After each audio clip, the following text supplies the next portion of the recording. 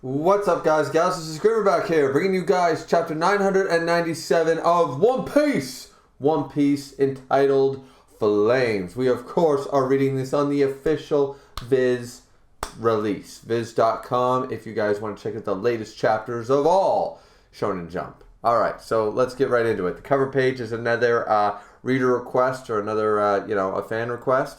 And it's got a raccoon dog priest smacking Sanji's shoulders because he's too distracted for Zen meditation.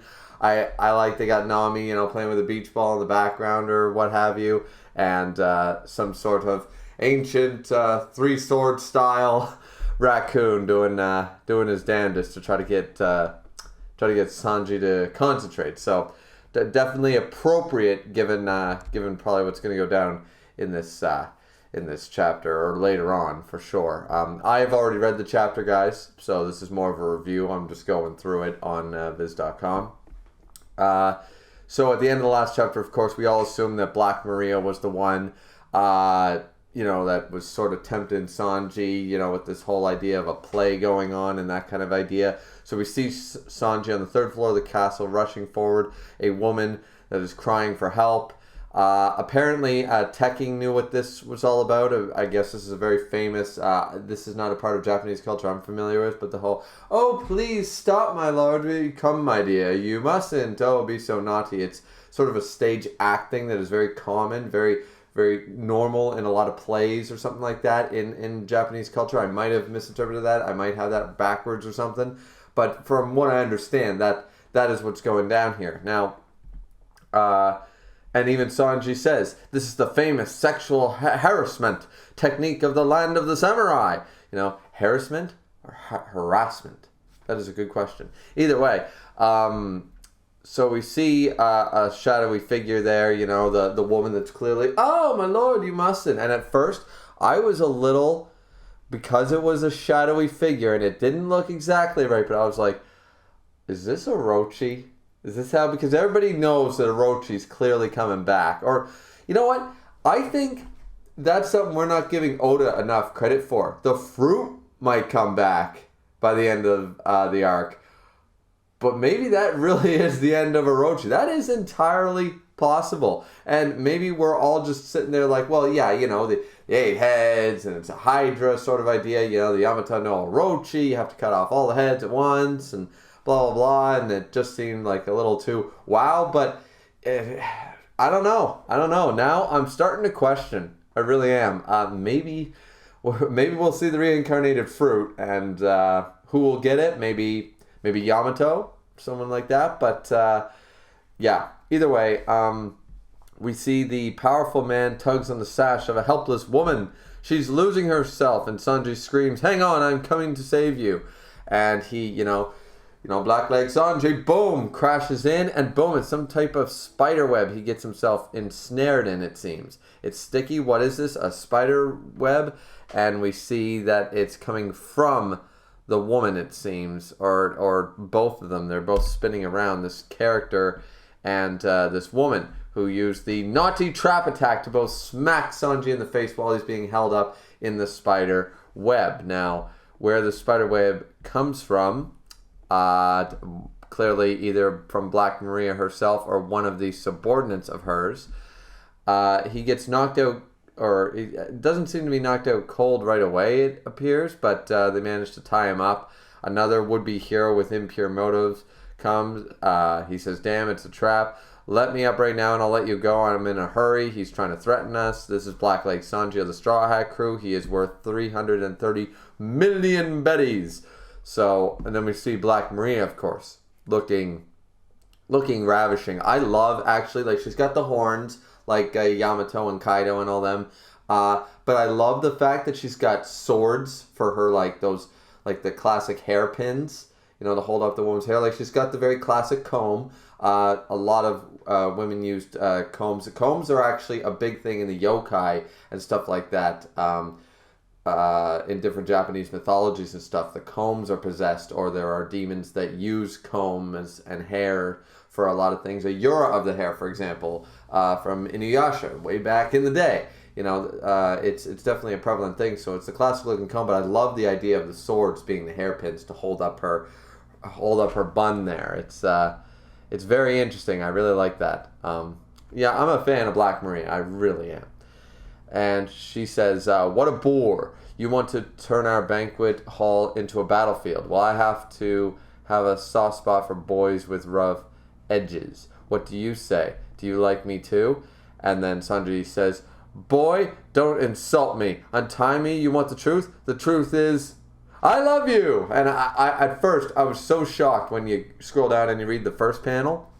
And you're like, you're telling me that in the face of Black Maria, Sanji is going to actually argue? I mean, we've seen this happen before with Violet in Dressrosa. We see this happen with Pudding. We see this happen with every goddamn woman known to man. With Nami way back when. With Robin back way when too. So it was funny to see him first like, don't insult me. You untie me. You want the truth. The truth is, I love you. You know, so I was like, okay. Thought they might have done something weird there, but all right, classic Sanji. And we still have Jinbei and Luffy running around on the third floor going, I don't know. Where did he go? I don't know. So, and then we encounter some other characters here. Poker, who is the headliner Animal Kingdom Pirates. Beast Pirates. Headliner for the Beast Pirates, Poker, the Rattlesnake Smile Devil Fruit. It looks rather grotesque and interesting, but I kind of like the look of Poker.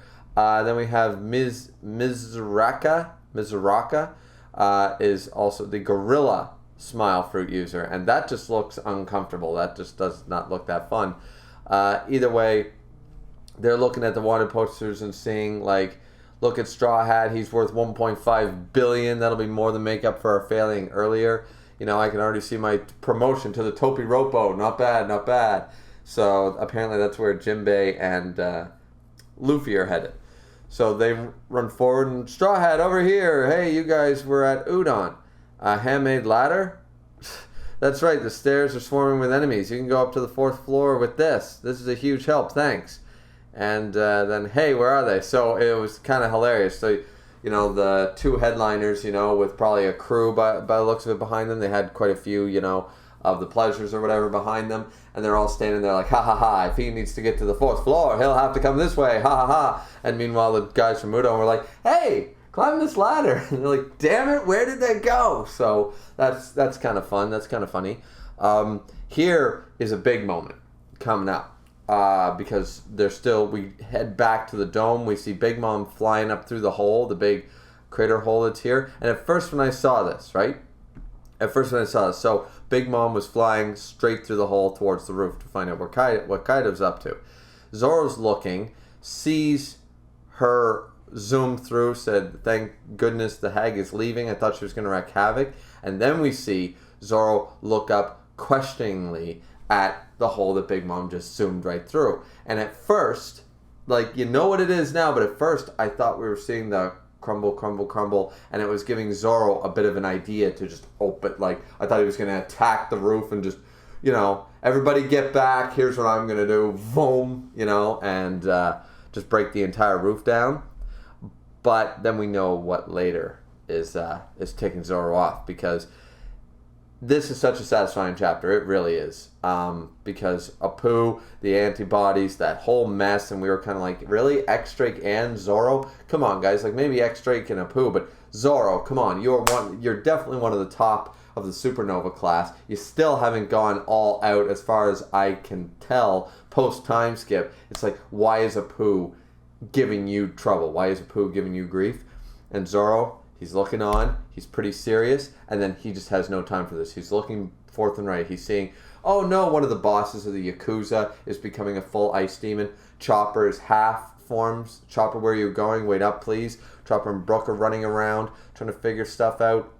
We see more ice Onis attacking everybody. Queen laughing. Apu, you know, on the run. X-Drake still attacking Apu and giving him a you know, sort of a battle, and then enough of you, Drake, and then we just see Zoro. Shin Batosai the Manslayer is here. Batu Jutsu, down with X-Drake, boom. He broke his Tomfo's, like, completely. It almost looks like he cut one of his hands off. Can't really tell from this angle, but I wouldn't be surprised if that attack took his hand with it.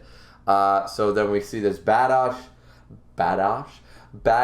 shot from Zoro here, just looking yeah, I'm done. This is too much havoc. I'm done with this. I don't have time for this. Shing. I'm ending this game now. Apu goes down. Antibody catches it. Here, Chopper. Let's do this. Zoro is not screwing around anymore. And I'm glad for this. Like, you could argue that, yeah, he was only fighting a lot of mid-level characters, but he was fighting, like, armies of smile users, you know, dozens of them at one time.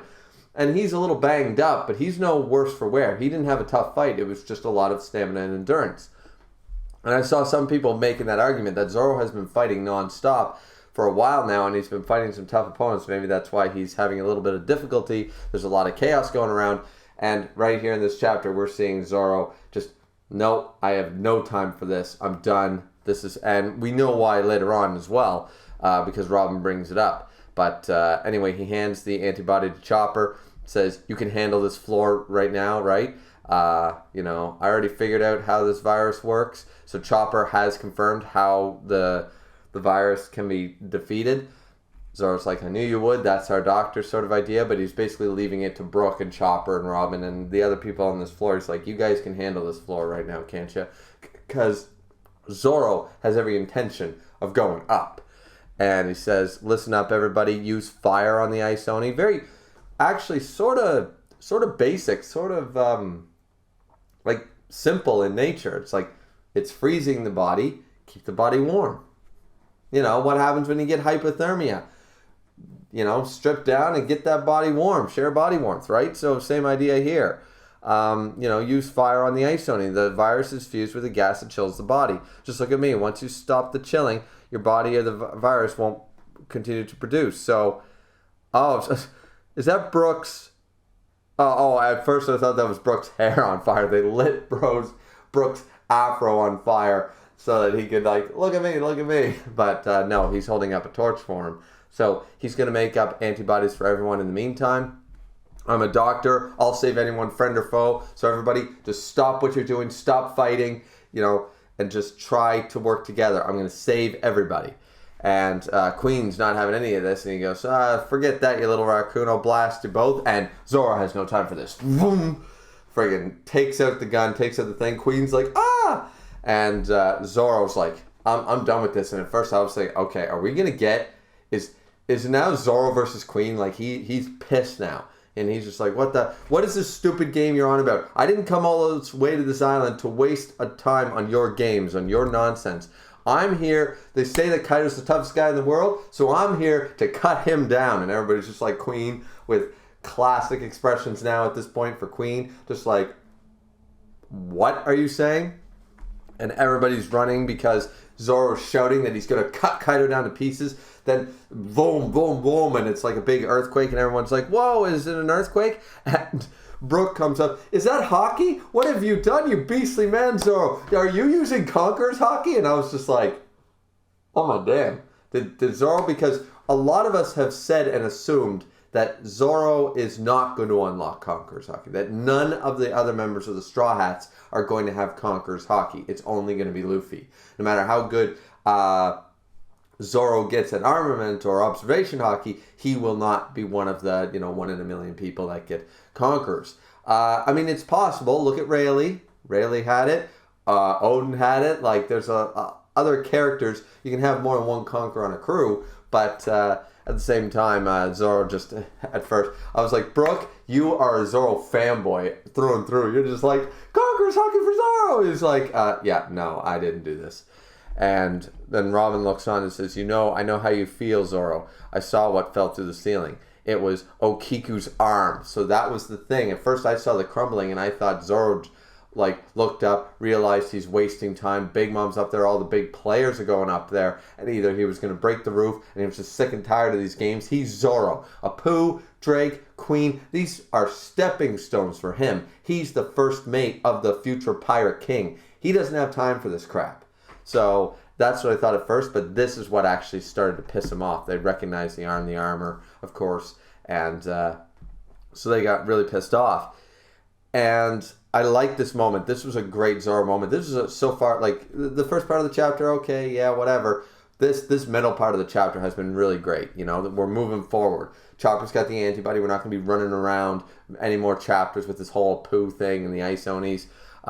Marco's here. He's probably going to help out Chopper, and that's fantastic. A lot of people have said Marco's a doctor. You know, his Phoenix Flames can do wondrous things, and it's like a double entendre. He's got the Phoenix Flames, of course, that are special and also can heal and stuff, but at the same time, flame is the answer. So he's probably going to work with Chopper, and they're going to cure this all up in no time flat. Or Marco is going to take on King while Zoro takes on Queen. 2 first mates against, you know, commanders. I'm good with it. Or a former commander, top commander versus a former top commander at this point. So just really, really cool. Zoro looks up and says, we got a late start. I wish I could fly up there, but neither route seems to be that simple. And their shot of both King and Queen are still down here in this area. Zoro's going to have to fight his way through if he wants to get up. So Marco shows up. And Robin even says, Marco the Phoenix said, you guys are the real muscle in this battle. What are you doing stuck on this floor? You want my help with anything? I'm like, that's what I'm saying. It's going to be Marco and Zoro versus the 2 calamities right now. As far as I'm concerned, there's nobody else on this floor that can take them on or buy any time for maybe Zoro to get past. Marco is definitely one. Or Marco will help with Chopper while Zoro takes on one or both of them at the same time. I could see it. This is Zoro's, of course, it's one of our. We all think that this is going to be Zoro's time to shine. He's just like a samurai, right? So I'm really excited to see. Maybe this is where we're finally going to see him. A Zoro form, where is it? We haven't seen it post-time skip. We know he's learned new techniques. He hasn't shown any. He's shown evolved versions of his old techniques. We haven't really seen any new badass ultimate techniques from Zoro. Over the time skip, we know he learned them. We know a Zoro form is real and it's coming back at some point. If not now, when? Maybe against Kaido, who knows? But it could be against these 2. So they would be worthy, definitely a worthy fight for Zoro. And either way, everyone's talking about this earthquake that's still shaking around that Brooke, as I said, mistakenly thought was Zoro using Conqueror's Hockey. And so we get a shot of Onigashima. We see Law's submarine. They're trying to get away. They don't know what's going on. We see reactions from everybody. You know, they can't join the fight. We get Black Maria. We get Hirogoro. We get Kid. Everyone's just like, what's going on here? We have Yamato with Shinobu and Momonosuke going, there's no ships to get you away from here. There's actually no sea, and we see that the sea level has gone crazy down. The tide has gone out a lot. And it's just like, well, where's the sea? And Yamato says, I was too late. There's no escape to sea anymore. That's what this shaking is about. What is happening? Dragons fly through the air by creating something called flame clouds. Meaning, and we already knew about that because Kaido is based on, he doesn't actually have wings. He's based on more of the Shenlong or the Shenron sort of type of Chinese dragon, right? He's based on that concept where they actually use the clouds, and we saw that with him. So apparently outside of this form, he can make this happen. Now this is going to lead a lot of people to believe once again that Kaido's actually a dragon who ate an Oni fruit or ate some type of human fruit, because dragons, him being able to do this outside of his zone form, have we ever seen that?